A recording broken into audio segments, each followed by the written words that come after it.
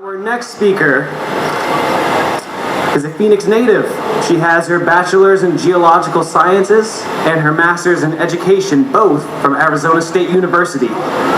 She currently shares her passion for earth and space sciences by teaching at Westwood High School in Mesa.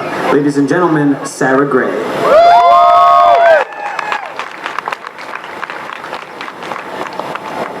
Thank you.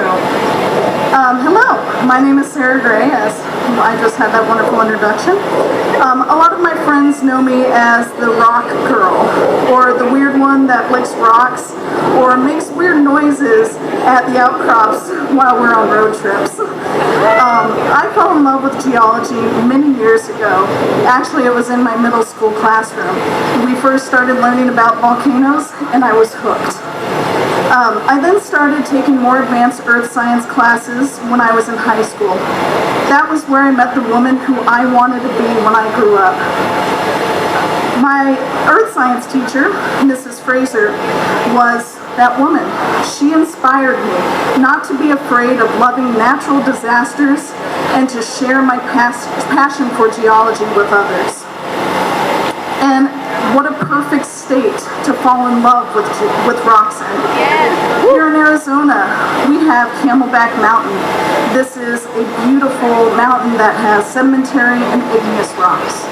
We have the Superstition Mountains, an ancient volcanic caldera. And of course, the Grand Canyon, which is one of the best preserved examples of geologic time. After high school, I went on and got my bachelor's degree in geological sciences, and then went on to get my master's in education. I was ready to teach the world about earth science and inspire the next generation of geoscientists. What I didn't realize was that I had just stepped into one of the world's most difficult jobs, in a state where we are the top 5 lowest teacher salaries. And we are also the top 5 for teacher shortages, especially in the STEM fields. I can rant for a while about how awful that statistics are for teachers here in Arizona, but I didn't come here for that. I came here to talk about my students, because our children are the future.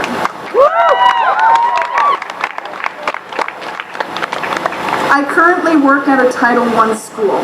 That means that a high percentage of my students come from low-income families and get a free or reduced lunch.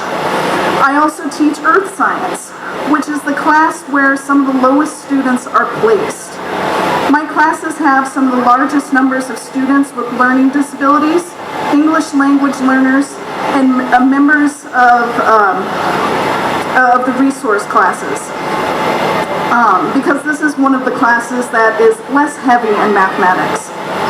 I also get a lot of students who just don't care about science at all. They are in my class to get a grade so that they can meet the requirements to graduate. With these facts in mind, you can see why I have a difficult job. But it is the successes from these students that really make my day. When I have students telling me things like, oh, that makes sense now, or I learned something today, or you make science fun, it warms my heart more than anything. I know. They truly are the reason that I am teaching. Even with these students, even with these statistics in my classroom, I still get a few students who are in love with science and plan to go into the field when they finish high school. I wanted to share a few of these examples today. First, last year I had a female Hispanic student who wanted to be an astronaut. Yes. She is one of the hardest working students I have ever had, and I can't wait to see where she goes in her future. Next, I have a senior who not only is a soccer and track state qualifier, but he has a full scholarship to Mesa Community College. Yes.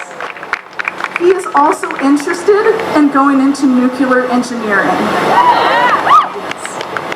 Last but not least, I have a student who not only has made up his own alien language, but dreams of going to Mars and working on the architecture for other planets. I believe he is our next Tolkien. These kids, they are our future. They are the reason why I am teaching, because I want to help inspire them to keep doing what they are doing so that they can be successful in the future. No matter what is taken away from the internet, I am going to teach my students the facts about science. That is what they deserve. With these facts and the true curiosity for science, I am going to inspire my students to go into STEM.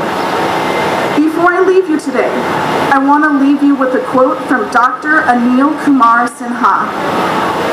The future belongs to the curious, the ones who are not afraid to try it, explore it, poke at it, question it, and turn it inside out.